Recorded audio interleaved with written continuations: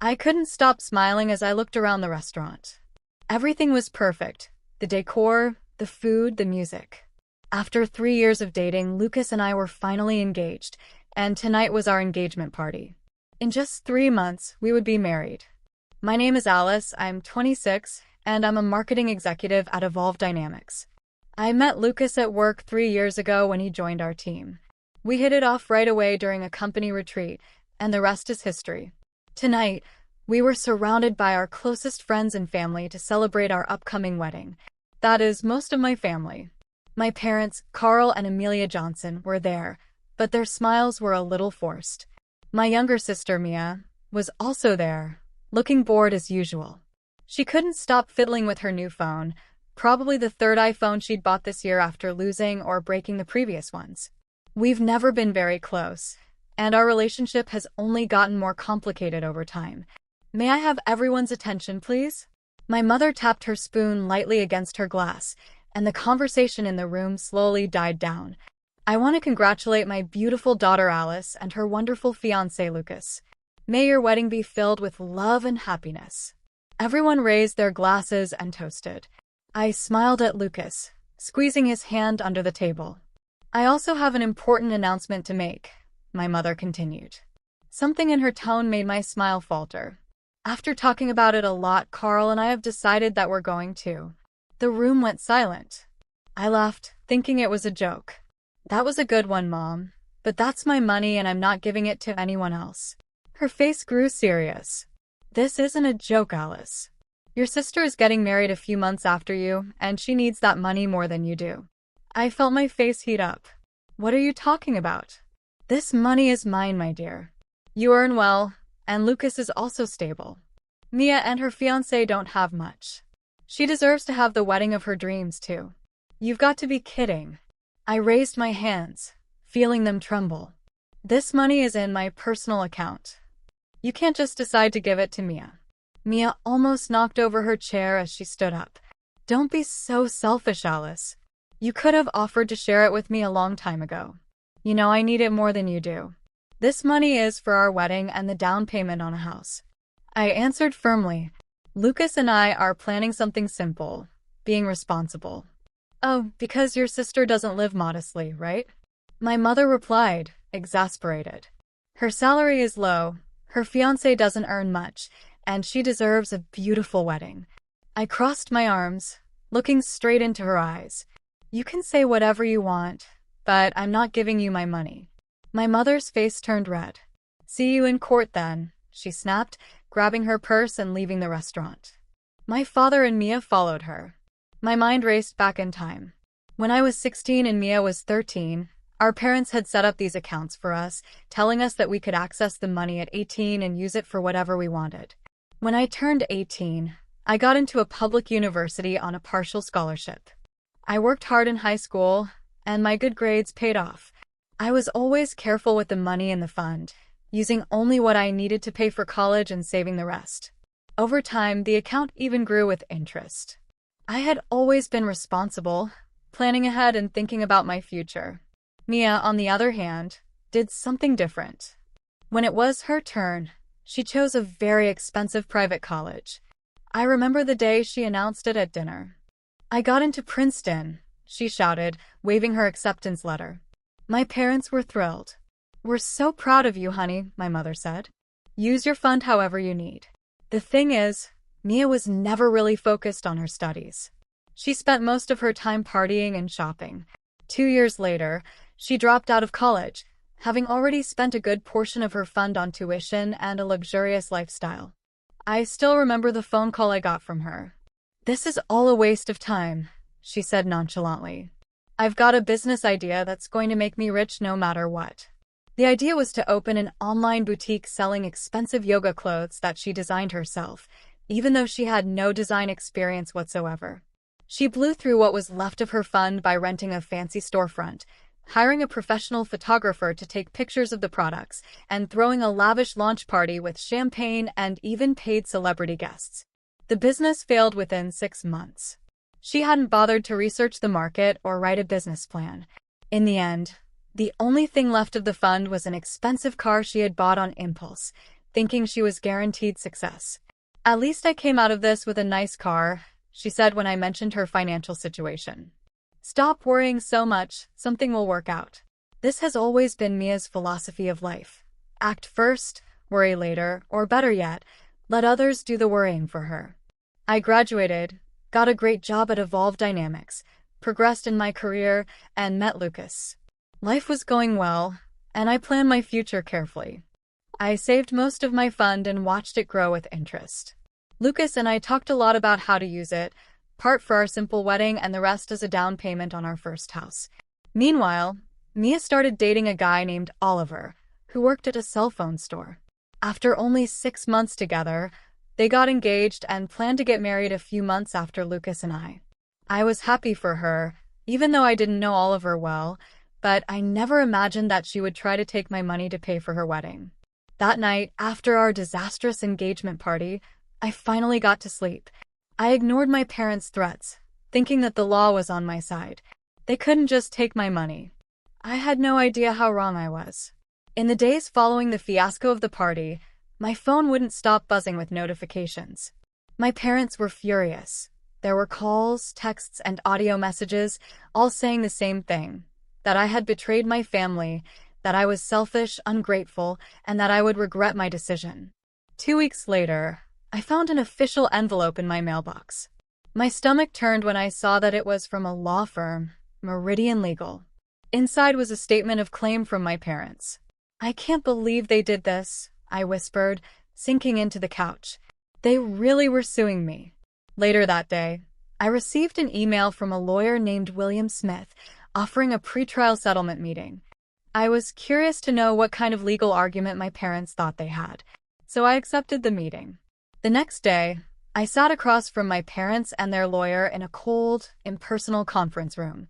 My mother avoided eye contact, and my father wore a serious, closed expression. "Let's get one thing straight," I said, looking directly at the lawyer. "I have all the documentation proving that I am the sole owner of this money. The trust was set up for me when I was 16, and I gained full control of it when I was 18. There is no legal basis for this claim." The lawyer, a middle-aged man with thinning hair and thick glasses, cleared his throat before speaking. "Your parents claim there was a verbal agreement that the money would be used exclusively for college." I laughed in disbelief. "That's not true. There were never any restrictions on how the money could be used. What your mother told me was that you deceived them," he continued. "They didn't fully understand what they were doing when they set up this fund for you." "That's ridiculous," I snapped. "They set up identical funds for me and Mia. How could they not understand what they were doing?" My mother finally spoke, her voice cool and controlled. "The verbal agreement was that the money would be used exclusively for college. You violated that agreement by only using part of it for your studies." I took a deep breath, trying to keep my cool. "You have no proof that this money was restricted to college expenses only. The fund was divided equally between Mia and me. The only difference is that I was responsible with mine, while she wasted hers." "Well, we're not here to discuss anyone's shortcomings," the lawyer interrupted, trying to sound diplomatic. "We're here to negotiate a settlement." "There will be no settlement," I replied firmly. "This money is legally mine, and I intend to use it for my wedding and the down payment on our house as planned." My mother's face contorted with anger. "Then I'll see you in court," she said coldly. For the next few months, the legal battle consumed my life. I hired a great lawyer, Dr. Susan Morgan, who assured me that the case was simple. "They have no legal basis for this," she said after reviewing all my documents. "The money was given to you without any conditions. The claim that there was a verbal agreement to use it only for college doesn't hold up without evidence. Then why is their lawyer letting this go ahead?" I asked, confused. "Aren't they just throwing money away on legal fees they'll never get back?" Susan shrugged. "Sometimes people pursue cases they can't win because they're driven by emotion. The lawyer probably advised against it, but they wanted to move forward. The case dragged on for months. There were depositions, hearings, and a mountain of paperwork. Every time I saw my parents in court, they looked at me like I was a stranger. Mia also attended a few hearings, sitting behind our parents with a smug look that made me boil inside. During one tense hearing, Mia was called to testify. Our parents always made it clear that the money was only for education, she stated with conviction. My lawyer wasted no time. You used all of your college fund? Susan asked, looking directly at her. Mia shifted uncomfortably. Well, not all of it. Actually, you dropped out of college after 2 years, correct? And used the rest of your fund to start a business and buy a car. That's beside the point, Mia replied, exasperated. It's totally relevant, Dr. Susan insisted. If the funds were really just for education, why were you able to use yours for a business venture and a personal car? Mia didn't know how to answer. Throughout this whole process, Lucas was my biggest support. He went to every hearing, held me when I cried in frustration, and never, not for a second, suggested that I give up just to get it over with. This whole situation was wearing me down. I had already spent thousands on legal fees. The stress was affecting my work and our wedding plans. What should have been one of the happiest moments of my life had turned into a real nightmare. Just before the final court hearing, I received an unexpected call from my Aunt Charlotte, my mother's sister. Alice, honey, I want you to know that not everyone in the family agrees with what your parents are doing, she said in a worried voice. This is all nonsense. You worked hard, you saved your money. Mia spent hers without thinking, and now your parents want to take yours to cover up for her mistakes. Her words meant more to me than I could express. Thank you, Aunt Charlotte. It's been really hard. I know, honey. And there's something else you need to know. Your mother has been telling the family that you're being selfish and cruel to Mia. She's trying to turn everyone against you. I felt a new wave of hurt. Why would she do this? Your mother has always had a blind spot when it comes to Mia, my aunt said gently. She's always protected you, always made excuses. I love your sister, but she never had to deal with the consequences of her own mistakes because her parents always gave her a pass. After I hung up, I sat on the couch for a long time, thinking about what my aunt had said. She was right. My parents always treated Mia differently. When we were kids, she was never punished, while I always had to follow strict rules. Growing up, Mia's every little accomplishment was celebrated as something amazing, while my successes were simply expected, as if they were no big deal. The day of the final hearing arrived. I sat next to my attorney, watching as the judge reviewed all the evidence. My parents and Mia sat at the table on the other side, avoiding my gaze the entire time. After what seemed like an eternity, the judge finally spoke. After reviewing all the evidence presented, I find no basis for the plaintiff's claim that the funds in question were restricted solely for educational purposes. The documents made it very clear I, Alice Almeida, was the sole legal owner of that account and had every right to use the money as I wished. I felt immense relief. I had won, just as my lawyer, Dr. Susan, had predicted.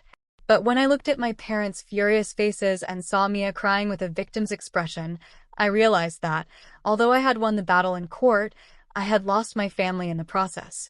Outside the courtroom, my mother walked right past me without even looking at me. My father hugged Mia, who was crying dramatically into a handkerchief. I hope you're happy now, he said coldly as he ignored me and walked on. But I wasn't happy. I had spent money on lawyers, spent months living under stress. In the end, what was the point? Just to prove that I was right. That victory felt hollow. The weeks after the trial were strangely quiet. No angry calls, no nasty messages, no relatives seeking me out to call me selfish. The silence was almost more disturbing than the whole fight had been. Still, I sent the wedding invitations to my parents and Mia. But, as I expected, they didn't even respond. What surprised me was what happened next. It all started with a call from my cousin Henry. Hey, Alice, I just wanted to check in on you. I'm sorry your engagement ended. My stomach churned. What are you talking about, Henry? Lucas and I are fine. The wedding is on. But your mom called me last week saying you called it off because Lucas cheated on you. For the next hour, my phone wouldn't stop ringing. A barrage of messages and calls from guests asking what had happened and why the wedding had been canceled. I discovered that my mom had been spreading this lie to everyone on our guest list. Someone had even used her email to send fake messages confirming the cancellation. The wedding is canceled, my cousin told me. I got an email last Thursday. I immediately ran to check my email inbox, but I couldn't find anything. Someone had created a fake account in my name. With my hands shaking with anger, I called my Aunt Charlotte, who always knew everything that was going on in the family. "Oh, honey, I was going to call you," she said as soon as she answered. "Your mother is telling everyone that you and Lucas broke up because he cheated on you. She said you're too embarrassed to admit it to people." I felt sick at the thought that my own mother and sister were trying to sabotage my wedding, spreading cruel lies about Lucas, and even sending fake cancellation notices to our guests. I spent the entire day calling every person on our list, explaining that the wedding was still on and that those emails were fake. Most people understood, but I could hear the confusion in their voices. How could someone from my own family do this? Why? They asked me. The answer was simple. They were bitter about losing the lawsuit. I explained dozens of times that my parents wanted me to give my wedding money to my sister to use for her wedding. Just when I thought things couldn't get any worse, they did. 3 days later, Lucas walked into our apartment, his face pale. "Your parents just called my sister," he said, still trying to process what had happened. "They said they have proof that you cheated on me." I felt a knot in my stomach. "What do you mean, proof?" When my sister didn't believe me, they sent me photos.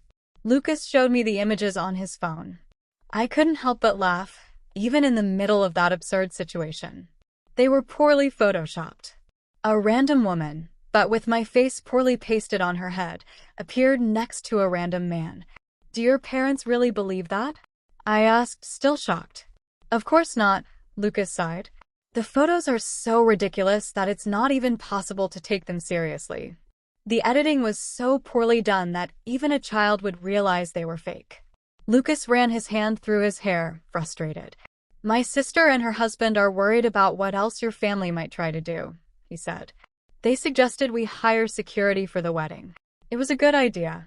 The last thing I wanted was my family showing up unexpectedly and causing a scene on my big day. We contacted a security company and hired 2 security guards to guard the entrance. Send us photos of the people you want to keep away," the security manager said. It was surreal to send photos of my own parents and sister, but after everything they had done, I couldn't risk having them at my wedding. As the big day approached, I tried to focus on the good things. Despite my family's attempts to sabotage us, almost all of our guests RSVP'd. Lucas and I had found a beautiful venue within our budget, and everything was ready for a modest but elegant ceremony. The night before the wedding, I felt a tightness in my chest. My father wouldn't be there to walk me down the aisle, but luckily my Uncle John, his brother, and one of the few who supported me through it all, offered to accompany me. The morning of the wedding, I woke up with a mixture of anxiety and excitement. What if my family tried something else? What if they managed to fool security? The ceremony was scheduled for 2 p.m.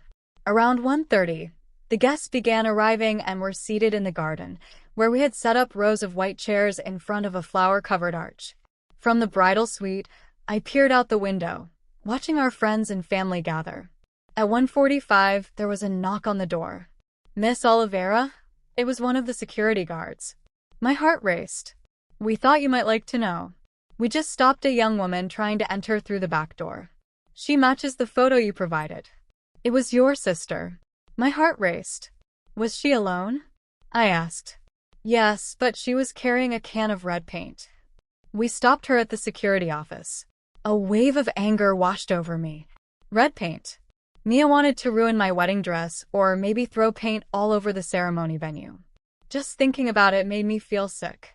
"Do you want to press charges?" "We can call the police," the security guard asked. I was silent for a moment. Mia deserved to face the consequences for once in her life, but that would mean the police at my wedding, a police report, maybe even another lawsuit. No, I said, sighing. "Just make sure she doesn't come in and check if my parents are trying to do the same." The security guard nodded and left. I slumped in my chair, feeling the fabric of my dress rustle around me. "Are you okay?" My friend Sophia knelt down beside me. My own sister tried to ruin my wedding with a can of paint. My voice was hollow. How was I supposed to be okay with this? "Don't let her win," Sophia said firmly. "You're about to marry an amazing man who loves you. You have friends and family here who support you. Don't let your sister's bitterness ruin this day." She was right. I took a deep breath, fixed my tear-smudged makeup, and stood up. Let's do this, I said determinedly. The ceremony was beautiful. As I walked down the aisle on my Uncle John's arm, I saw as the big day approached, I tried to focus on the good things. Despite my family's attempts to sabotage us, almost all of our guests RSVP'd. Lucas and I had found a beautiful venue within our budget, and everything was ready for a modest but elegant ceremony, waiting for me under the flower arch. His face lit up when he saw me. In that moment, all the drama with my family disappeared. It was our day. Nothing could ruin it. We exchanged vows, promising to love and support each other through thick and thin. As the big day approached, I tried to focus on the good things. Despite my family's attempts to sabotage us, almost all of our guests RSVP'd. Lucas and I had found a beautiful venue within our budget, and everything was ready for a modest but elegant ceremony. Slid the ring on my finger, and the officiant declared us husband and wife. A wave of pure happiness washed over me. The reception was exactly as we dreamed. Delicious food, laughter, and lots of love all around us. The music was great, and we were surrounded by people who genuinely cared about us. Several guests commented on how beautiful everything was despite the circumstances, clearly referring to the drama with my family. As the night drew to a close and as the big day approached, I tried to focus on the good things. Despite my family's attempts to sabotage us, almost all of our guests RSVP'd. Lucas and I had found a beautiful venue within our budget, and everything was ready for a modest but elegant ceremony. And I prepared to leave for our honeymoon. I couldn't help but wonder what was going through my sister's head when she showed up to try to sabotage my wedding. How did we get to this point? Had she always been this angry with me? I pushed those thoughts away. As the big day approached, I tried to focus on the good things. Despite my family's attempts to sabotage us, almost all of our guests RSVP'd. Lucas and I had found a beautiful venue within our budget, and everything was ready for a modest but elegant ceremony. And I ran through a shower of rice to the waiting car. It was the beginning of our new life together, and I refused to let my family's bitterness ruin it. Our honeymoon was exactly what we needed. 2 weeks on a paradise beach, far away from any family drama. When we got back, I decided to leave all that mess behind and focus on building our life. A month after the wedding, I ran into my cousin Isabella at the supermarket. "Did you hear about Mia's wedding?" she asked. I shook my head. We're not exactly on speaking terms. Her parents took out a huge loan to pay for everything. It's going to be at the Grayo Hotel downtown. Super fancy. They've hired a famous chef from New York, a string quartet, you name it. I couldn't help but laugh. Of course they would throw Mia an extravagant wedding, even if it meant going into debt. Would you go if she invited you? Isabella asked later. After she tried to ruin my wedding with a can of paint? No way. Not that it mattered. I knew I would never get an invitation. And to be honest, that was a relief. According to family rumors, many relatives refused to attend Mia's wedding, upset with the way my parents and sister had treated me. Life went on. As the big day approached, I tried to focus on the good things. Despite my family's attempts to sabotage us, almost all of our guests RSVP'd. Lucas and I had found a beautiful venue within our budget, and everything was ready for a modest but elegant ceremony. And I used my wedding fund exactly as we had planned. Our wedding was simple, but full of love. And in the end, that was all that really mattered. We put the rest of the money toward a down payment on a beautiful apartment. With our combined incomes, the mortgage was easy to pay, and we were investing in something of our own instead of spending money on rent. Sometimes I thought about contacting my parents, especially on special dates like holidays or my birthday, when their absence was most noticeable. But then I would remember the look on my mother's face in court or the fact that my sister had tried to ruin my wedding day, and the urge would pass. If either of them wants to reconcile, they'll have to apologize for real first, I told as the big day approached. I tried to focus on the good things. Despite my family's attempts to sabotage us, almost all of our guests RSVP'd. Lucas and I had found a beautiful venue within our budget, and everything was ready for a modest but elegant ceremony. When he asked if I was thinking about forgiving them. And honestly, I don't think that's going to happen. Mia's wedding happened, and from what I heard, it was as lavish as expected. But a lot of family members simply didn't show up. My parents spent a fortune. They didn't have to give Mia the wedding of her dreams, and that only made their financial situation even worse. 6 months after our wedding, as the big day approached, I tried to focus on the good things. Despite my family's attempts to sabotage us, almost all of our guests RSVP'd. Lucas and I had found a beautiful venue within our budget, and everything was ready for a modest but elegant ceremony. Got a promotion at work. We celebrated by taking a weekend to finally assemble the furniture for our guest room. Who do you think will be our first guest? As the big day approached, I tried to focus on the good things.